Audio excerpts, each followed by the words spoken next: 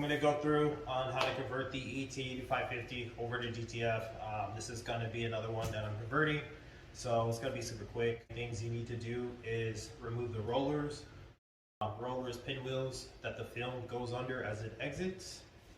And the second thing that you need to do is remove or adjust the exit tray, so that way when the prints exit as well, that they're not scraping, they're also not dipping. So those are the two main things that you need to do in order to convert it to DTF. The only tool we're going to need right now is a screwdriver, and I have a box cutter just to open up the box. So go ahead and get this open.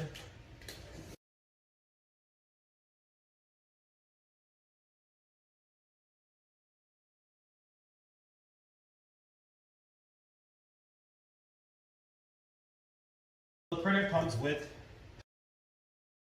a bag. You can use this in case you ever need to store your printer, or if you're going to ship your printer. It comes in handy. You can wrap the printer in this plastic bag that comes with the printer. The other thing it comes with is just the basic instructions, how to use the printer, the start guide, user manual, and it also has, I believe it's the drivers on the CD, but you can download those if you go to Epson.com and then just search ET-8550 and it should be in the downloads from there. So the only thing the other thing, we have this little box right here that has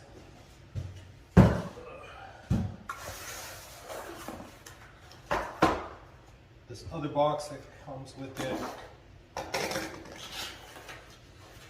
This is just the regular ink that comes with the ET-8550.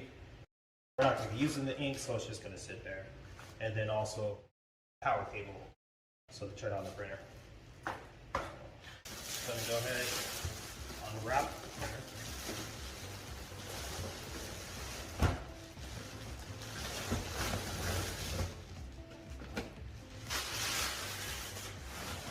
What you want to do once you've unwrapped it, go ahead and remove all this blue tape. Make sure you remove it from every place. I usually start on the sides, from the outer, and work my way in.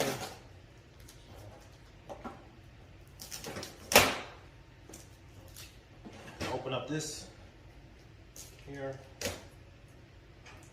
there, and I guess I could kind of. So right now, where I'm removing the tape from is your rear feeder. This is the rear feeder. This is where you'll most of the time be printing, especially if you're using DTF film. You're going to be loading the film in the back tray. So put that in. All right. Do the front.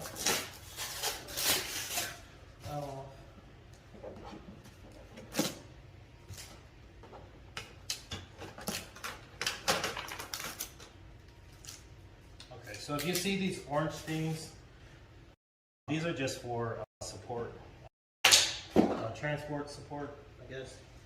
While it's being transported, make sure it's secure. You don't need them, they don't do anything, they have no purpose. So, remove those.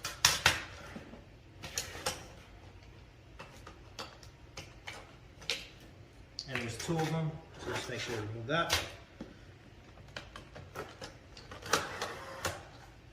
Exit tray. Exit tray.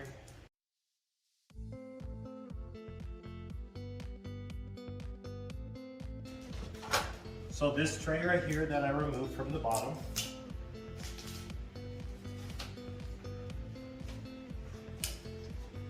the paper tray, this is Cassette 2. It's known as Cassette 2 on the printer. This is the bottom paper tray where you load paper into.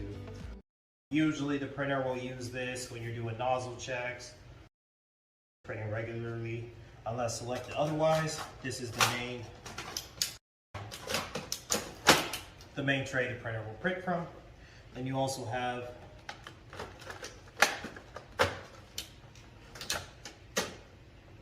another tray that's right above that one. And this is the CD tray. It's also known as Cassette 1. This is for printing like CDs or smaller prints. I haven't used this, and in DTF you'll probably never use this. So generally I just leave it out of the printer. It doesn't affect printing at all. So we'll just toss that to the side.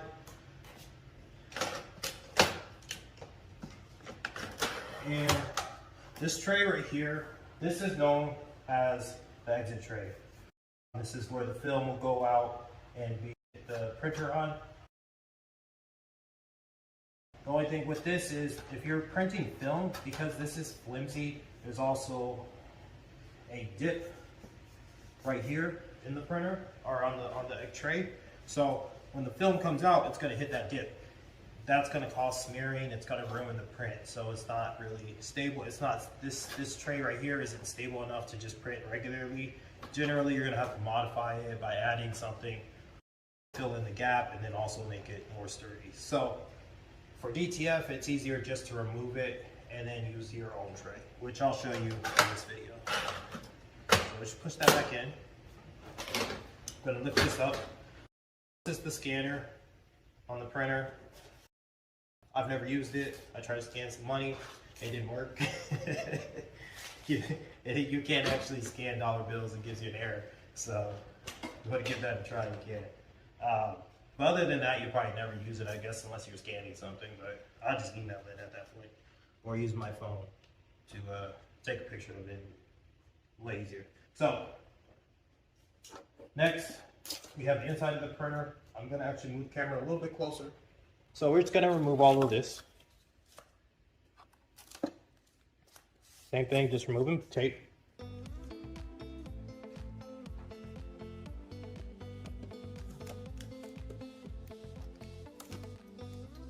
Okay, make sure that you get all the tape, and that also you don't drop anything inside of the printer, because that will cause you errors later on.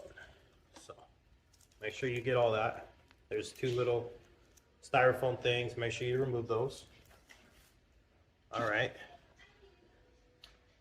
So, okay. So now that we got all that removed, next, we got all our tape removed. I generally would turn it on. I'm going to go through a couple other things, just part-wise. Right here, this is known as your maintenance box. This is where all the ink waste goes. So when the printer does a print or you do a print head cleaning, some of the ink is going to flow into this box, and you will need to either replace this box with a replacement, or you can, it has a chip on it, you could reset this chip and it'll bring it back to 100, and then you can continue using the same box. If you do that, then you just need to empty out this content, and you could just pop this top off to do it. So pretty easy to do. But that's your maintenance box. It's essentially just a waste tank inside the printer. Most people build the external waste tank, which is just a maintenance box outside of the printer, using like a bottle or something. But this is the one inside the printer. You'll always need to have inside in order to print. Next, right here, this is our print head.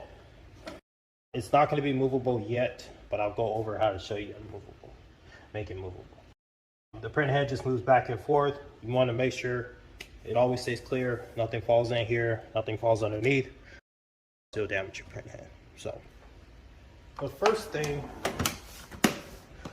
I'm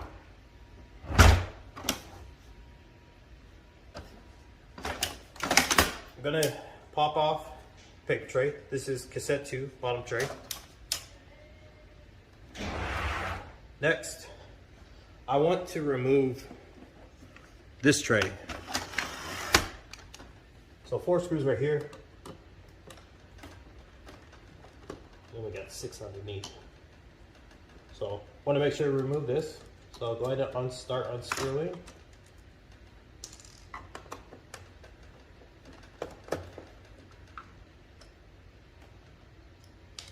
It's good to have a screwdriver with a magnetic tip, in case the screws fall.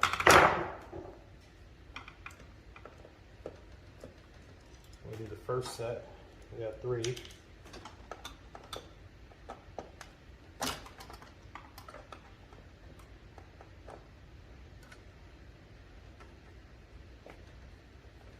If you're looking at the printer, it's the screws to the left.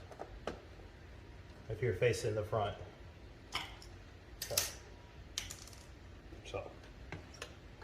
Now that this part will come off. That's okay. We'll screw it back on afterwards. Next, there's going to be 6 screws. We got to remove those as well.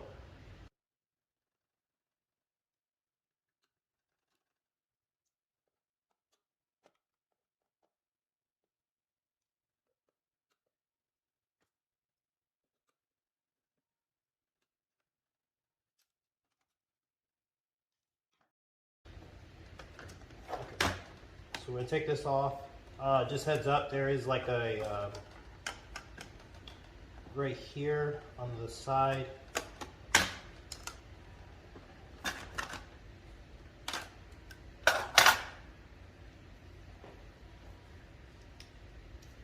There's this little and wheel. It goes back on this part. So we're just gonna put it back, or not the end, white wheel. So just put it back, and then once you screw it back in place, it'll stay on. It's to help to move the exit tray, but since it's not in there, it's not necessary.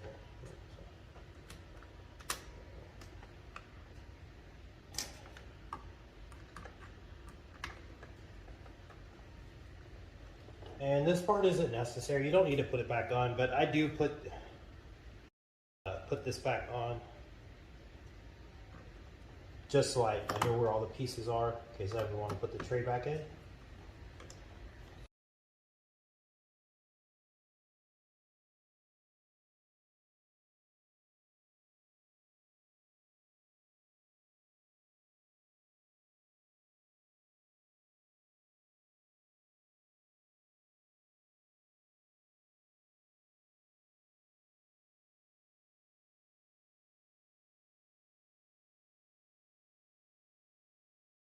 So that's it. So now this part is removed. Don't need it in the printer. You could just put it to the side, and once that's done,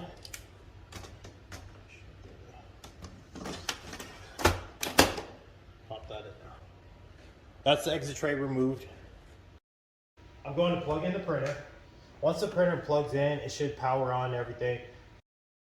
But first thing first, I want to see this print head move. Once I see that print head move, I'm going to unplug it. What that's going to do, once it moves, it's just unlocking the print head to make this movable. So let's go ahead and plug it in. Then we got to turn it on.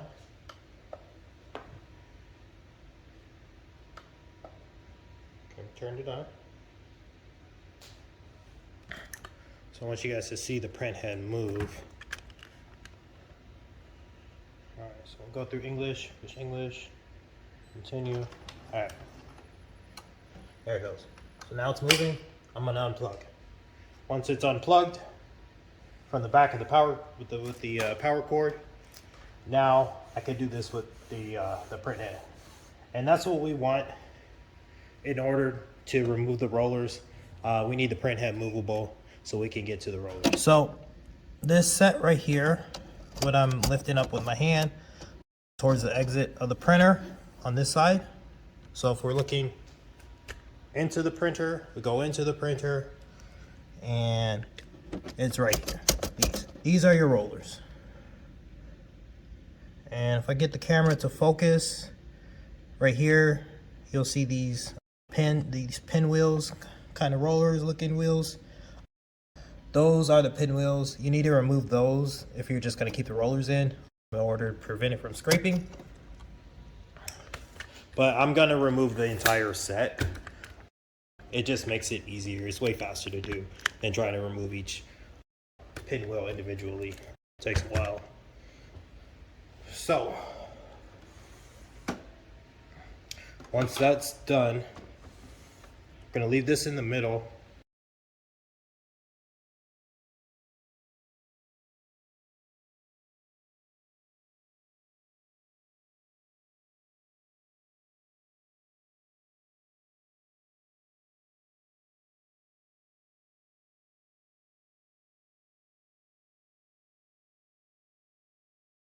Okay, moving back in so you guys can see that.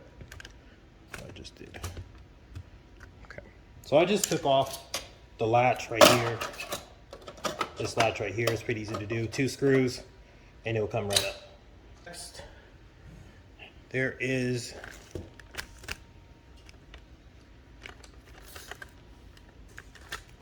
gonna be, it's only 1 screw in there, but it's this screw right here. This just is gonna lift up this panel right here so I can get underneath. So I'm gonna go ahead and remove that screw.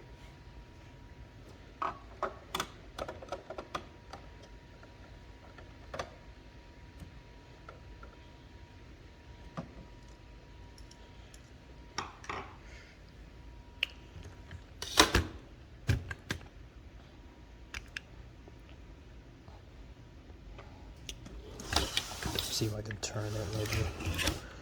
Oh, that'll be easier. Not really. Okay.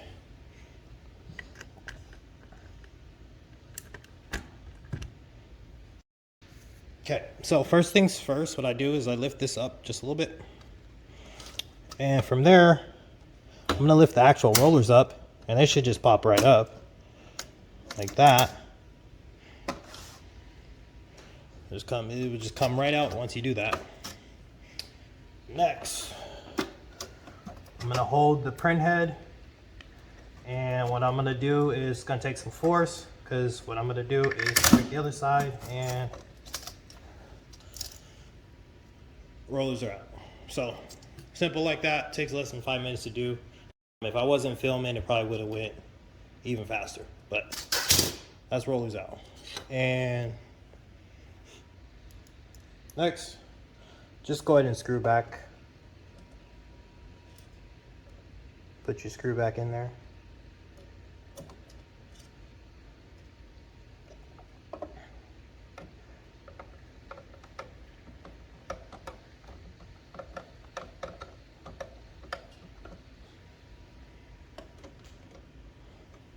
Like that. Put the latch back on.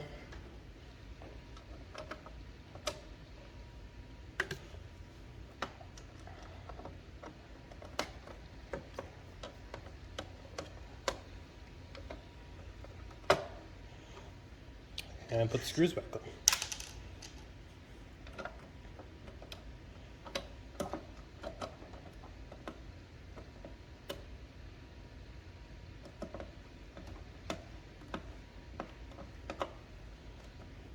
Just like that, this printer's technically converted. The only thing I would need to do right now is just load up the inks into the printer and then also add the exit tray, which I will do in a second once I move the printer.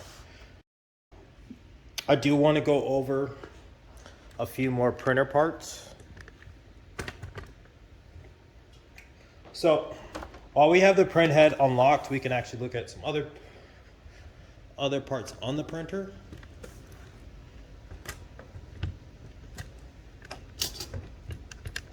Or actually on this printer, which are hard to do, but I will do my best to point it out to you.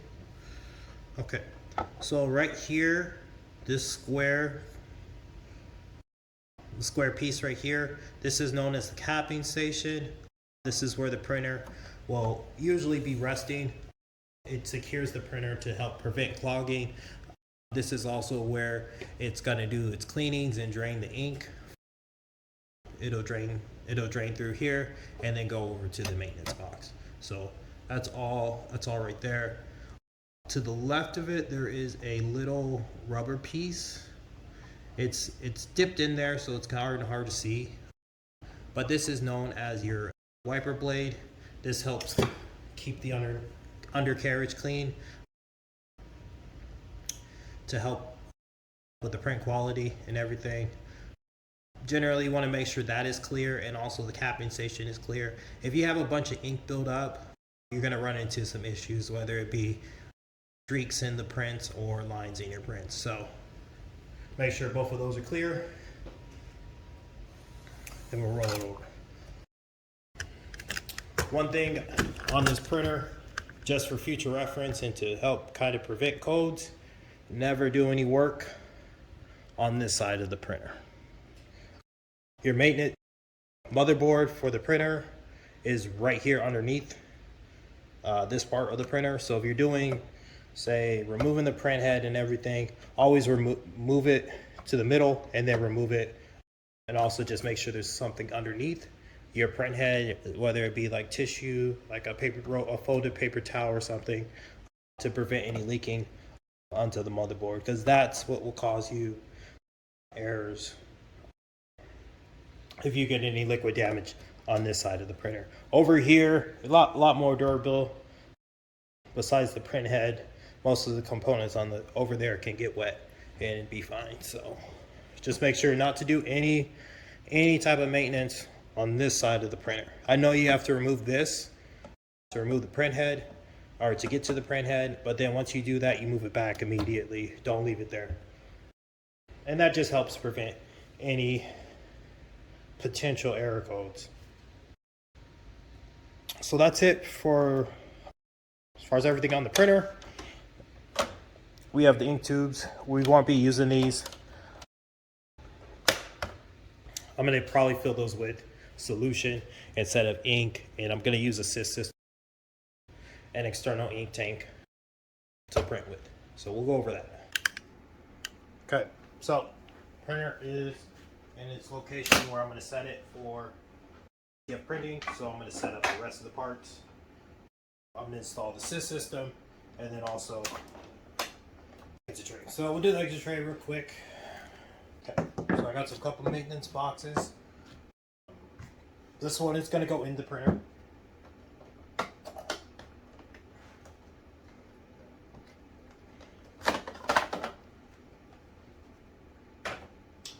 Reason I'm putting this one in the printer is I've already removed inside the maintenance box all the stuff in there, and then I'm just going to put it in there because what I'm going to do is, instead of the ink going in directly into the box, it's going to feed out through a tube into a external waste tank.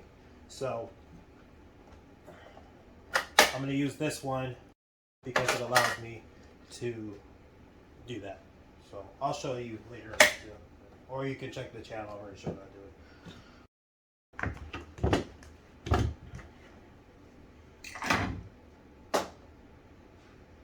Next, for the exit tray, use this tile, and I'm just going to slide it in there, just like that. It slides directly in there. The maintenance boxes are the perfect height.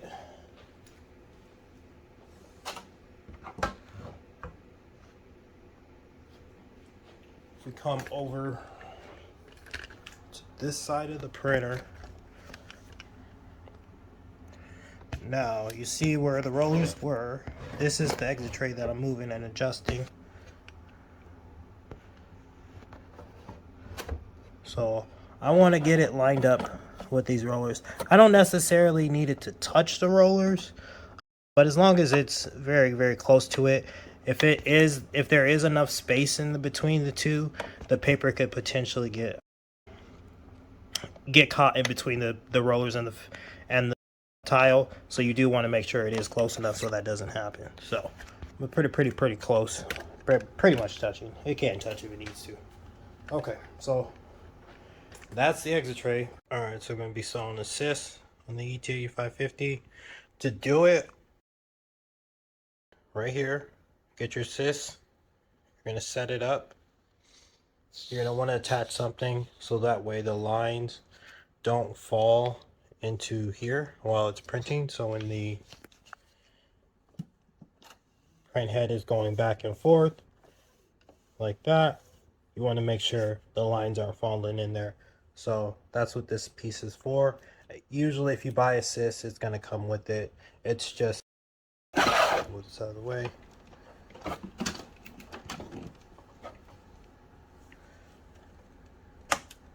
Just to hold the lines down.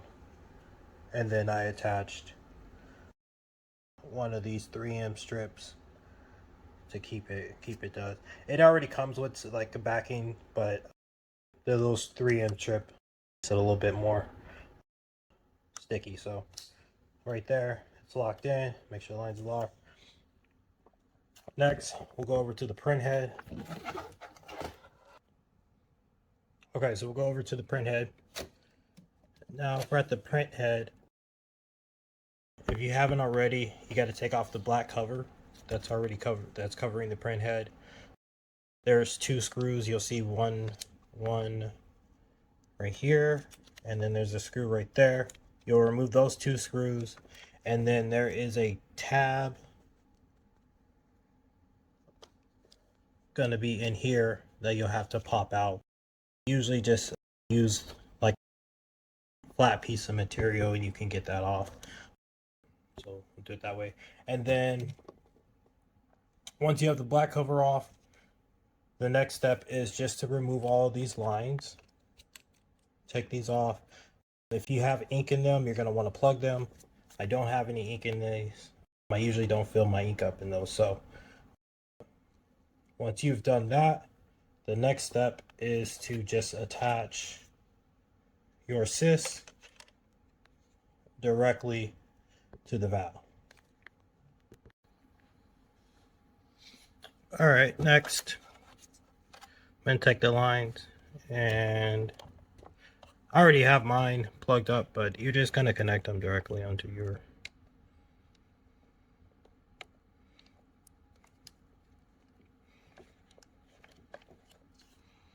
the dampers. You want to make sure they are secure.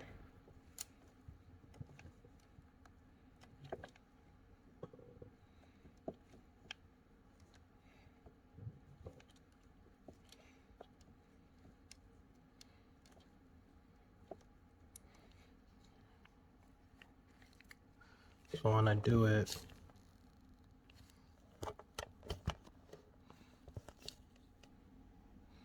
I'm making sure that it is on there securely.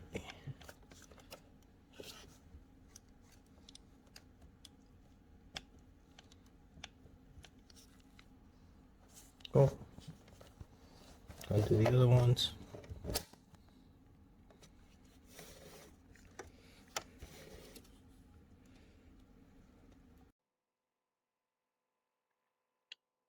The line order doesn't matter. You can put the lines on whichever damper you want, because we're going to set the ink order in the Rip software after. So use whichever ink position that you want to use. Right now I'm using white, cyan, yellow, magenta, and then black.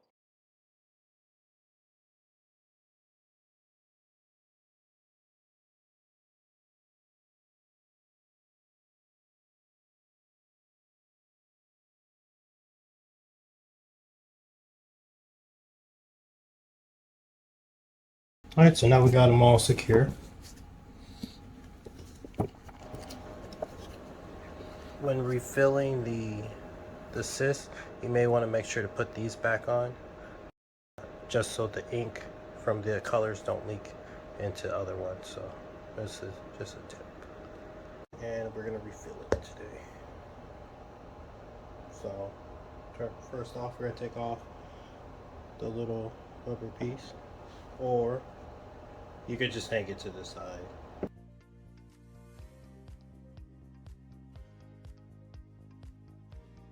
Next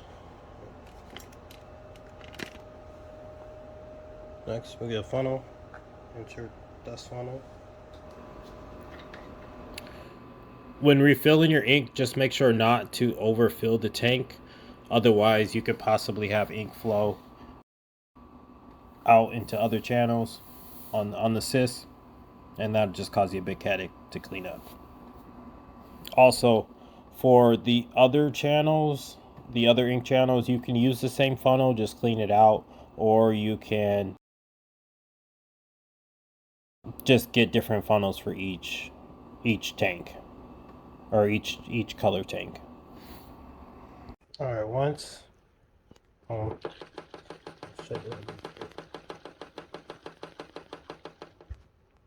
there. So the back tabs, these air holes, we're gonna take these off. I put mine to the side.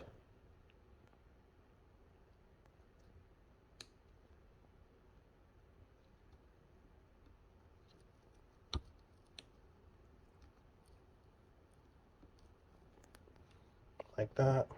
Just leave that open. Alright, and your CISS might come with these little filters, these air filters. You can put these are meant to go in the back. Right there, in the air holes, to prevent stuff from going back in. What happens is after a certain time, they do tend to clog up on the inside, so not as much air is getting through, and it does affect the printing overall. So I just leave them off. I'll let the ink dry or whatever. I'm not too worried about it. So next, we're actually gonna. Now that the inks are loaded into CISS, we're going to go ahead and turn the printer on. If you're turning it on for the first time, you're going to run through the initiation process. If you are converting it over from sublimation or regular printing and just connecting the CISS for the first time, what we're going to do is run a power clean. And both of these do the same thing. What's happening is the ink is going to be being pulled from the ink tank, and it's going to pull the ink into the printhead, which will prime it for printing. To get to the power clean menu, just go to the maintenance tab, and then you'll see the power clean option, and you'll just go through and confirm the three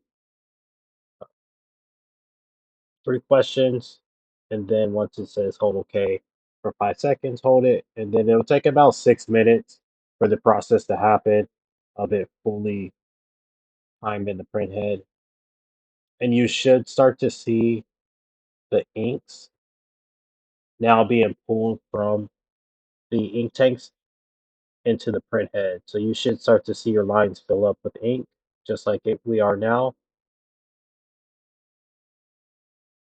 There we go, and then you'll see the inks load into the dampers as well.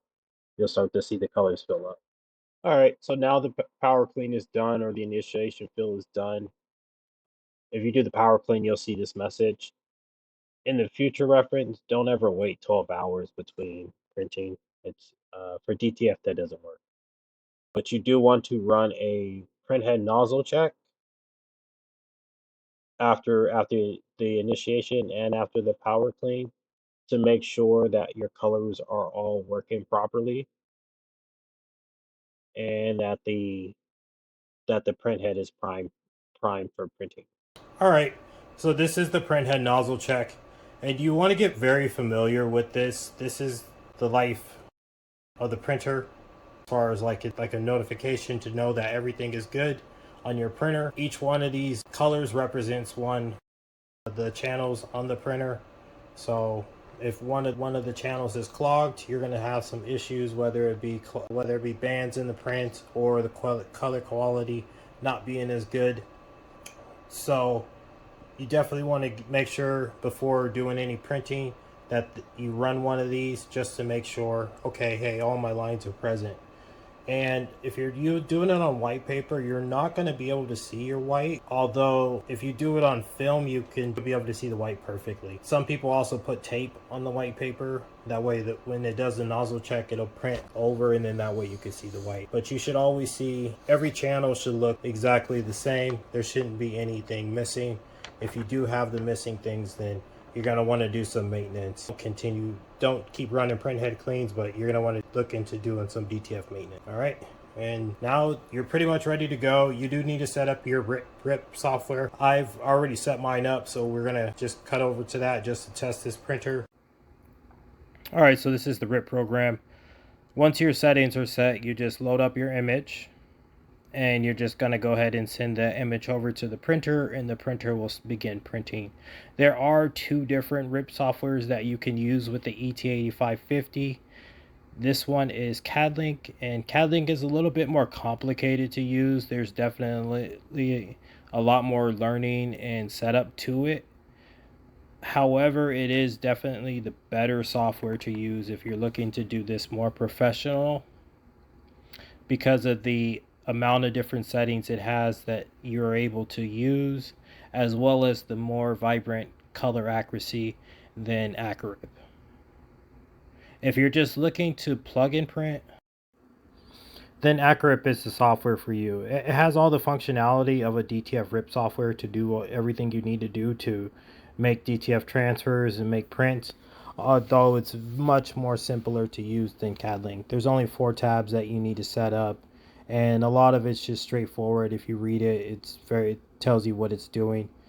So if you're looking to just plug and print, then I would go with the Acrorip. If you're looking more to do this more professionally and you have the time to learn, then I would go with CADLINK.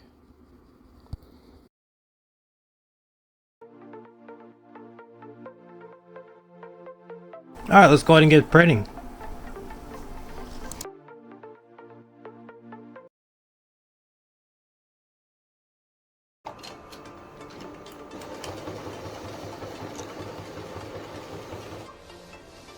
The design, so you just get your powder, add a couple scoops.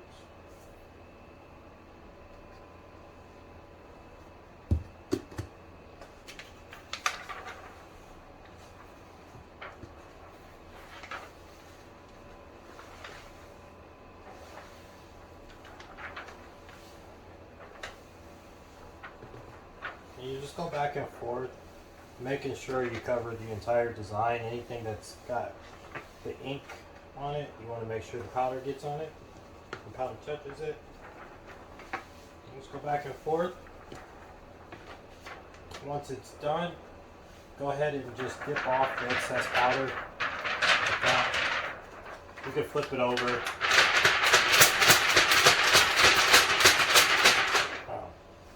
And then so that'll be the front of it. And on the back of it should be powder. You shouldn't see any excess powder on your sheet. It should fall off. It should only be on the ink part. There should only be powder on the ink part. So once that's done, then you just go ahead and place it on whatever you're using to cure. I'm using a heat mat, and I just place it there, and it's gonna cure my design in a couple of minutes. I'll just let it sit, and that's it. Once it's done, then we have the heat transfer, and then we just press it on the shirt. Once your transfer is done, it should look like that. Should have a nice shine to it on the back.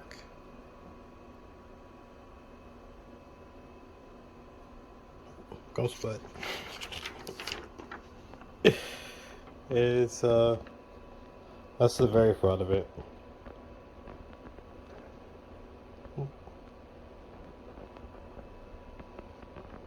You take your transfer.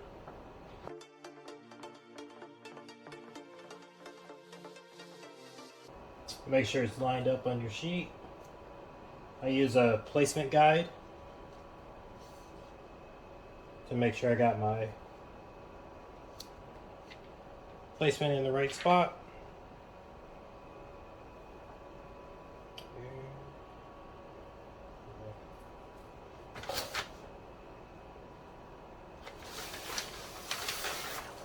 And for the first press, you don't need the Teflon sheet over the film, but I usually do it to protect the garment.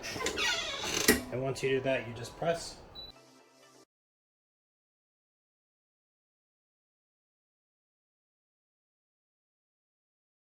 The garment has to cool for a second, so you can take it off the heat press.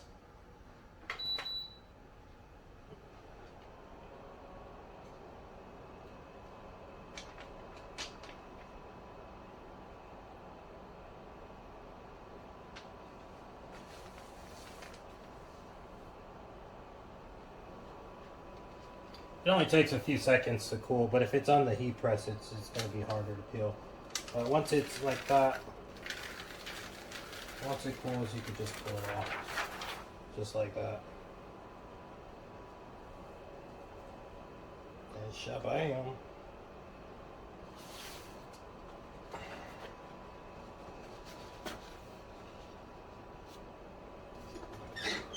One more press.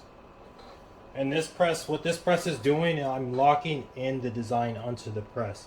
The first press we transferred the image from the film to the garment. This one we're gonna lock the design into the garment. And you can also, I use my little mini Cricut to go over the design one more time. And this will pick up any excess powder that was left over, so any residue. And also just make sure I pressed everything. If you have a good heat press, you won't need to do that. If your heat press isn't that great, you may have some issues. But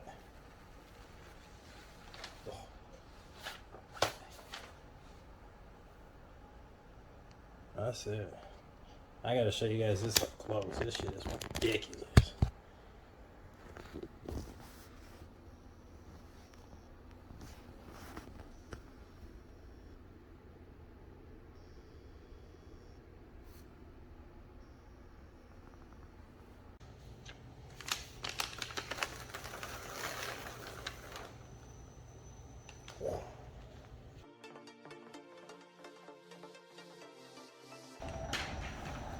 Hey, thanks for watching my channel, and thanks for sticking through the entire video. Appreciate it. Subscribe and like if you guys want more videos like this.